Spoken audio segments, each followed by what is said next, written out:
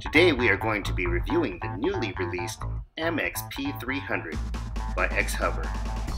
We will give you a close-up look and meet with Tony from UAVRC at Whittier Narrows Aviation Park to show you what this beast can do.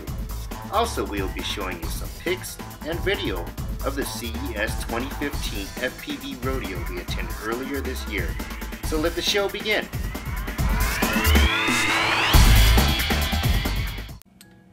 This is an MXP230 Elite, and this is an MXP300 built by Skynet Heli.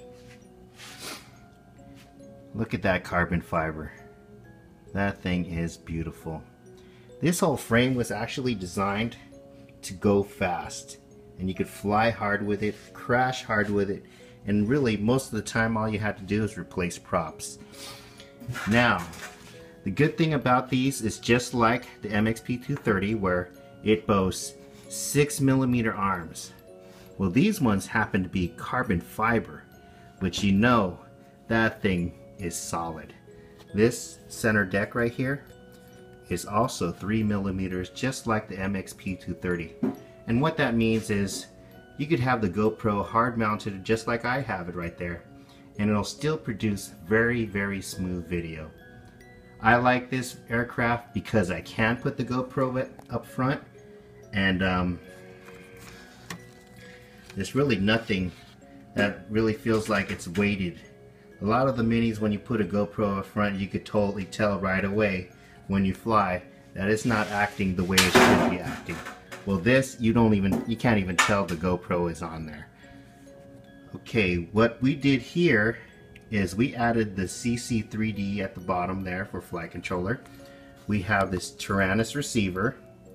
We have a wide angle lens CCTV 700 TVL camera up front.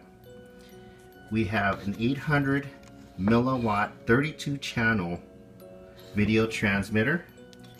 Let me spin it to the other side here. We have a super simple OSD and all that electronics, and we still have plenty of room there. I love this feature right here. This is actually a carbon fiber plate which keeps the battery from smashing into all this electronics. And when you're racing and you're doing stunts and stuff, you're gonna crash hard, and usually your battery hits your flight controller and throws things off. Well, now that problem is resolved. And look at this battery bay. This is actually a 4S battery in there, 2200 mAh, and I'm told you could fit a 4S 3300 mAh in there just fine, which equates to longer flight time. Right now I'm using the lighter battery because I race this vehicle and do stunts with this vehicle, so I want the lighter battery. Even with the lighter battery, conservatively speaking, you're looking about 8 minutes. If you're flying hard, maybe 6 minutes. I mean flying hard the whole time. And if you really want to juice it, you could probably get up to 10 minutes flying, just toting around. Alright, with this powerhouse, we're using the 2208's Cobra 2000 kV motors with these magic 20 amp Simon K ESCs. Now these are the power combo that usually comes with this frame and is recommended for this frame. I absolutely love it. It gives you plenty of power, even though you're using like any flight controller, CC3D, NACE 32, NASA, this still will have plenty of power just from the motors and the ESCs alone. I love this beast. Okay, looking at the power distribution board, it's very similar to the MXP230. You got your blue LEDs up front, but these LEDs are much larger because it's a larger vehicle, and you can see these during the daytime no problem. The power distribution board also makes it easy for you to install the ESCs and to get a really clean setup as we did here. We like to use mesh at Skynet Heli, every one of our builds uses mesh. Every one of our builds is always clean. We take pride in our work, and we want our work to stand out where people look at it and know exactly where it's from just by the work alone. Okay, what else is a good thing about this? The arms fold in and make it a small package, which makes it great for traveling. Guys, another feature that I really like about this is if you look, you have access to these screws even though the bottom plate is on. So if you ever had a crash that was hard enough where you had to get into the middle deck and open up the middle deck, you could still get to these screws without having to mess around with the power distribution board and everything else. I think that's pretty neat because you will be going in there every once in a while to do some maintenance or any kind of wire cleanup. Things happen when you fly hard, so that's what you're going to be able to do. Just get in and out really quick, make your fix right out on the field, and be done with it. Let's go ahead and do a size comparison, put each vehicle side by side so you can see how much bigger it is than the MXP300. And that's what we're looking at here. MXP300, MXP300.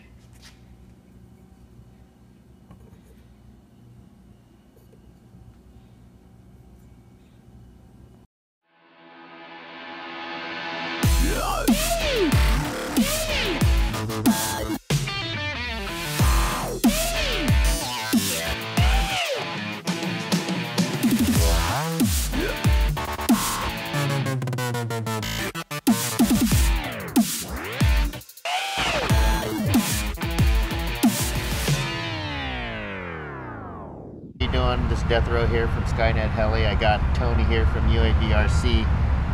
We're going to be reviewing the MXP300. Alright. To show you this is what it looks like. Cool features about this quad frame is that it is foldable. If you look under, you have these thumb screws here, which you can release each arm and fold them in. And that actually makes the whole quad compact, so you can put it in your backpack. And which I hear, oops, they're making a case for this as well. So that's how small it's going to look. And Tony has flown this quad already, and he's ripping around with it. And tell us what you like about this quad. Well, this quad, what I really like about it, the way I built mine was I did the NACE 32 board along with the Skylark Tiny OSD, which gives me a full telemetry, so I can basically fly it around the park, or I can take it out for a nice smooth ride along the beach or somewhere in the desert area and know how to find my way back. Another cool thing is it carries a 2200 4-cell battery along with your GoPro, so you can really capture some good footage.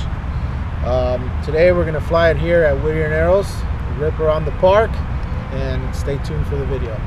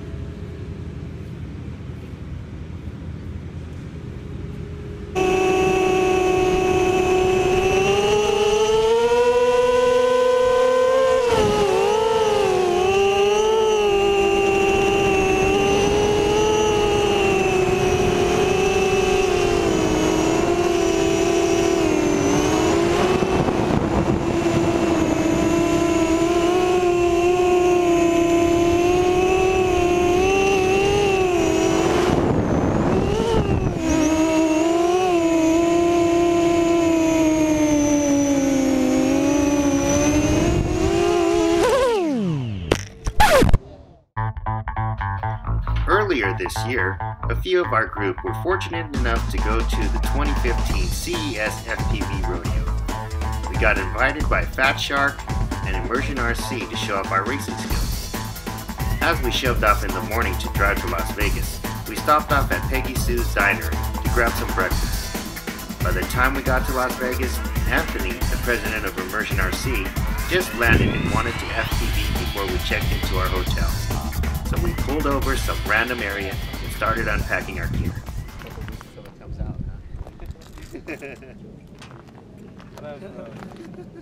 We'll have 50 of them in about 2 weeks. And a lot more after. Nice! Oh, this one is a cool table right now. This is. There's a lot of cool things on here. There's a lot of cool things. The only thing missing is me. So we're gonna do this tomorrow.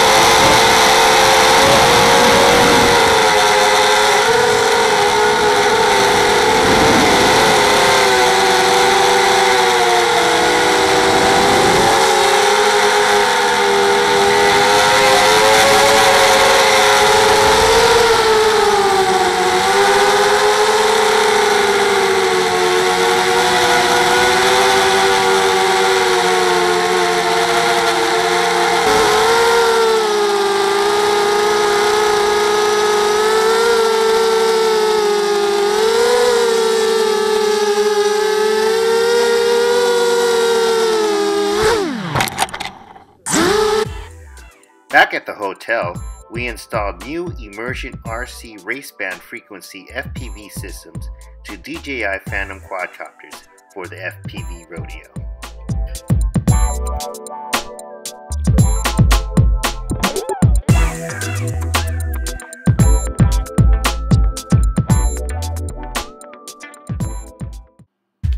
The FPV Rodeo was fun. We got to meet a lot of people in the industry and just had a good time all together. This is one of my runs of the track that we use for the FPV Rodeo. Now, this is a little tight for the MXP300, but for the Phantoms that we just fitted with the raceband frequencies, this was just perfect. Now, if you want to see any more of this FPV Rodeo, go ahead into the descriptions where I added attachments to medias that covered this FPV Rodeo race. Alright, this has been a great time. Thank you to everybody. Thank you to Fat Shark and Immersion RC. Thank you to Daniel from XHover. Thank you to Tony that helped us review the MXP300, and I hope to see you on the next episode.